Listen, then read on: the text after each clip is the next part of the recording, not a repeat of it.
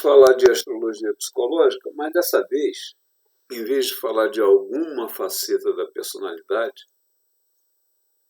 eu vou falar sobre os fundamentos. O que torna a astrologia psicológica diferente da astrologia tradicional e sem querer falar mal dos métodos da psicologia tradicional, quero mostrar que se a terapia deles usarem do meu fundamento, obviamente, vai ser muito mais produtivo. Vou explicar isso, ou tentar explicar isso, nesse vídeo. Então vamos nós. Não esqueça de dar o like, de compartilhar, de comentar, de se inscrever, apertar sininho, divulgar, aquela história toda. Vamos nós. Astrologia psicológica. Diferente da astrologia tradicional, que tem por fundamento cobrar que as virtudes do ego do indivíduo resolva, através da terapia, o que o ego leva às intrigas, aos problemas, aos defeitos que ficam guardados no inconsciente. Eu não faço nada disso. Por quê? Porque se o ego ele é latente, eu provo pelo mapa que ele foi montado e que ele não tem por que modificar, ele não tem por que querer se desequilibrar, ele não tem por que achar que precisa melhorar. Por mais que a terapia tente convencê-lo, por mais que a terapia alcance alguns êxitos com determinados pacientes, não é com a maioria, e provavelmente a maioria sofre recaídas. Inclusive os próprios profissionais, eu conheço alguns, que vendem o peixe para o paciente e eles mesmos recaem. Recaem por quê? Se o ego é latente e precisa de equilíbrio, uma parte dele não pode acabar com a outra, porque aí ele se desequilibra. É uma coisa simples. O ego ele é feito para se repetir. Repetir os seus gostos. Ele tem virtudes? Tem. Ele tem vantagens? Tem. Ele tem problemas? Tem. Ele ama as virtudes? Ama as virtudes como os defeitos. E gosta, tanto gosta que repete. Então ele é feito para repetir gostos. Se tem lá no ego dizendo que ele vai sofrer de vitimismo e pode até chegar aos vícios, ele vai chegar aos vícios e está pouco se importando, porque ele foi criado para ter essa tendência. Se ele tem a tendência da depressão, da baixa estima, ele vai ficar na cama sem querer levantar, achando que não tem motivo para viver, ou coisa parecida. Se ele tiver medo que leva ao pânico, se tiver desconfiança que leva à ansiedade, se tiver gosto de manipular as verdades que leva à esquizofrenia, se quiser dificuldades sociais que leva ao tal do borderline, se tiver tendências bipolares por conta da distância do Sol para Mercúrio, ou maus aspectos entre os regentes dos signos da Lua, ele terá e vai se repetir pela vida inteira. Por quê? Porque para ele foi feito dessa forma, ele não tem por que modificar. Aí vamos entender então, vamos falar mais um pouco disso. Então vamos lá. Além dele gostar, ele gosta de se martirizar, ele gosta de sofrer com as dificuldades. Então, se na terapia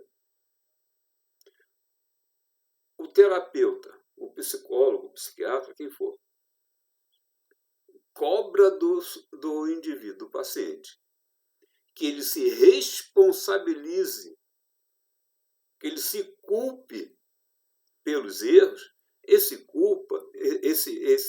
ato de se culpar vai lhe magoar, vai aumentar suas dores e o ego vai adorar, porque ele gosta de se martirizar.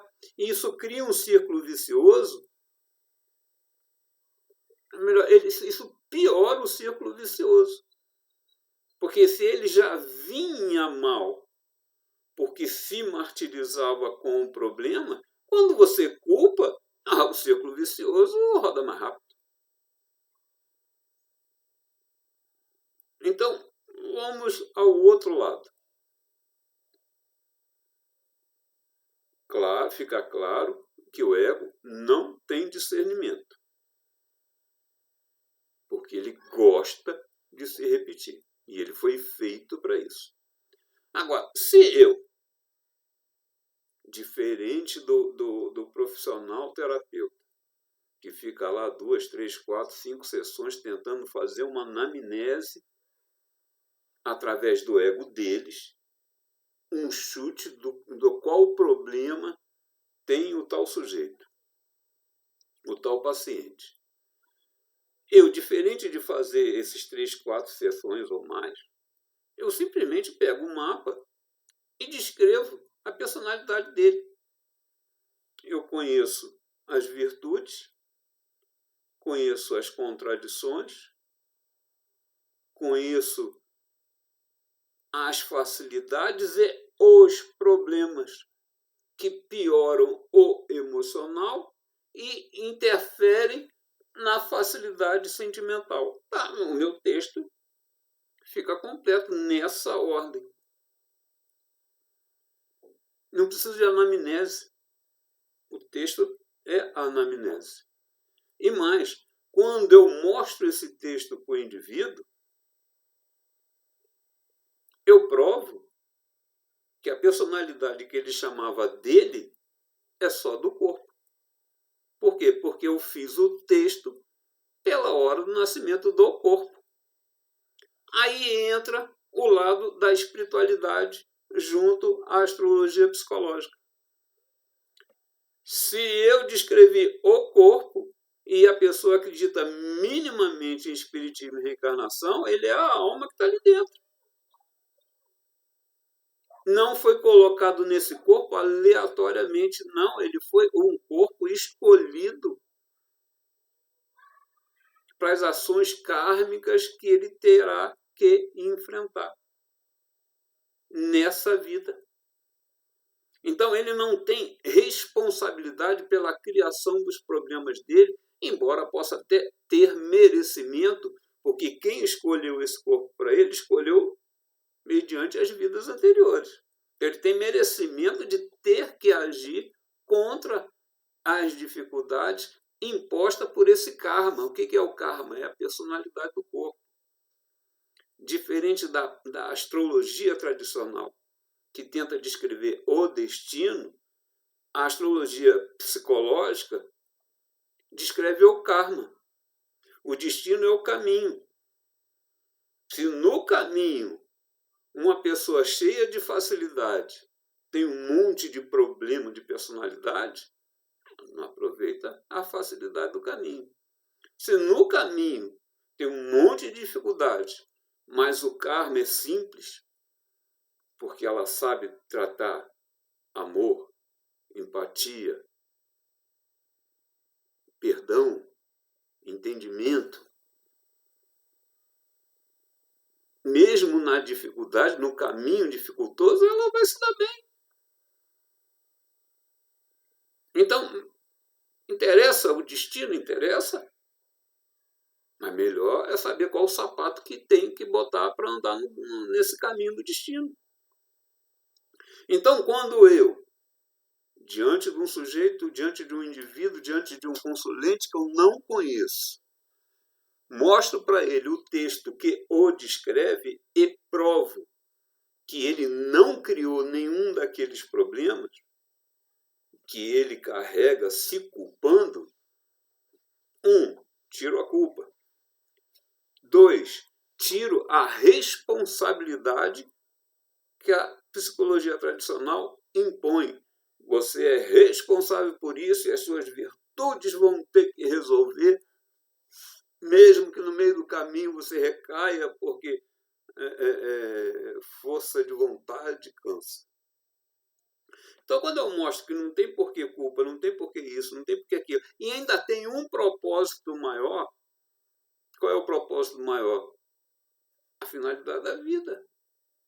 A finalidade da vida é ser feliz, porque a morte chegará. E quando a morte do corpo chegar, vai vir o julgamento. Aí você tem escolha. Ou tu vai lá para o purgatório, ou tu vai lá para o umbral, ou tu vai lá para não sei o quê, ou tu vai ficar leve o suficiente para subir para o tal do hospital de uma vez só. Tal do hospital lá dos espíritos, para poder lembrar do seu passado. Porque quando tu morrer, tu não vai lembrar das tuas vidas anteriores. Não, tu vai ficar preso nessa ainda. Se você não perdoou, se você não livrou das suas culpas, se você passou a vida julgando os outros, se passou a vida reclamando da vida que tem, porque sofre de depressão, porque sofre de ansiedade, porque sofre com não sei o quê, porque sofre com não sei o que lá, e não enfrentou isso com amor, vendo que era uma oportunidade para evoluir, o corpo morre e você continua com os mesmos problemas, ou até piores, porque o corpo ainda ameniza o lado emocional. Quando você sai do corpo, tudo que era ruim fica péssimo.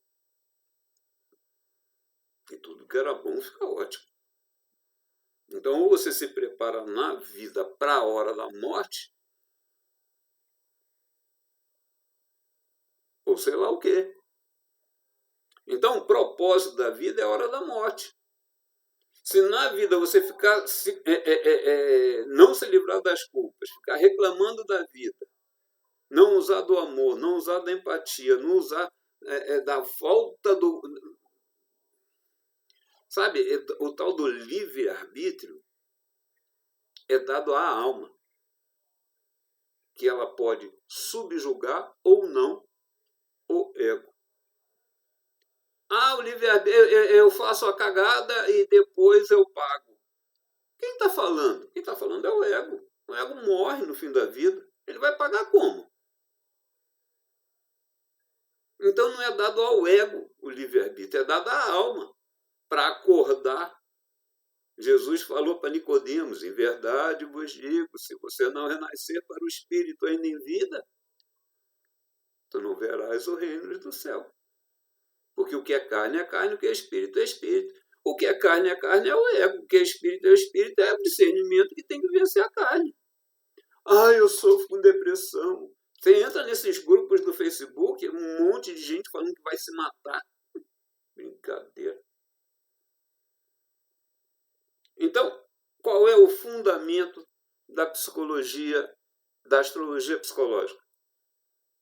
Eu mostro que você tem condição de chutar o balde, de não dar mais importância para as culpas dessa vida, porque quem criou essas culpas foi o ego do corpo. A vida é você contra você mesmo. Os outros são periféricos. É você contra você mesmo. Você, alma, subjugando o ego do corpo. Você contra você mesmo.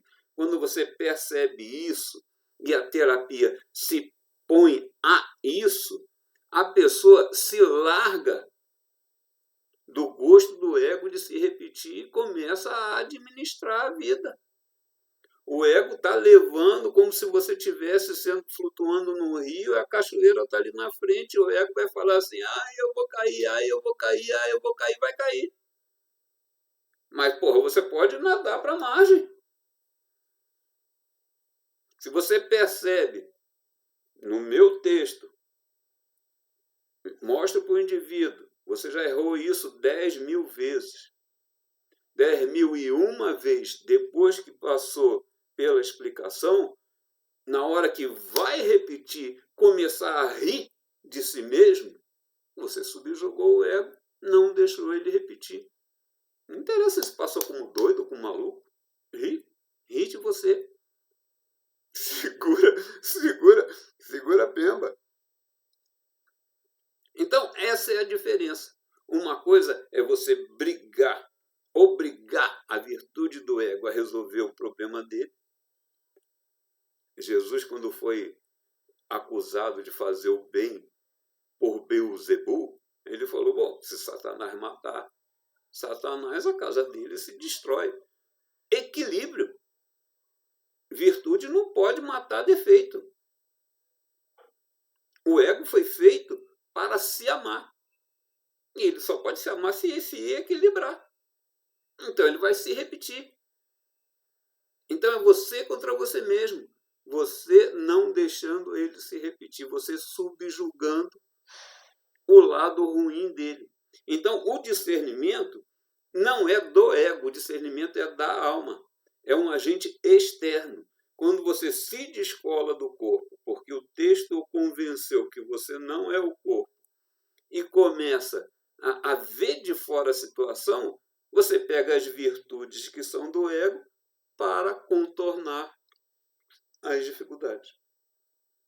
Em vez de o terapeuta cobra que a virtude resolva o problema. Não funciona, tem que ser um agente externo, não pode ser dentro.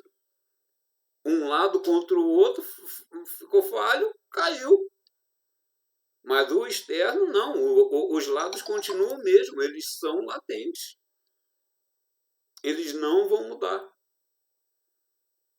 Existem situações no mapa que mostram que a personalidade muda um pouquinho na tal da crise dos 40, na idade da loba, mas é pouca coisa. Os problemas, as tendências continuam todas ali, só muda um pouco a vontade, os gostos, as tendências de conflitos, transtornos, vícios, não mudam em nada. Então, finalizando, espero que eu tenha me feito entender. Cobrar que as virtudes resolvam os problemas não funciona. Os dois são do mesmo conjunto. E conseguir acordar um discernimento que é externo para usar das virtudes contra o que pode levar ao problema é a solução. Então, em vez da terapia insistir com um murro de ponta de faca em coisas que já está provado, eles mesmos falam, não tem cura. Por quê? Porque é uma recaída atrás da outra. Em vez de ficar nesse fundamento, se usar o fundamento do discernimento, que é da alma, e o propósito, que é da vida pela hora da morte, a coisa funciona. Faz aí os comentários, dê o like, aperte o sininho, venha participar, divulgar esse trabalho. Ok? Quero morrer em paz. Já estou ficando velho. Abraço!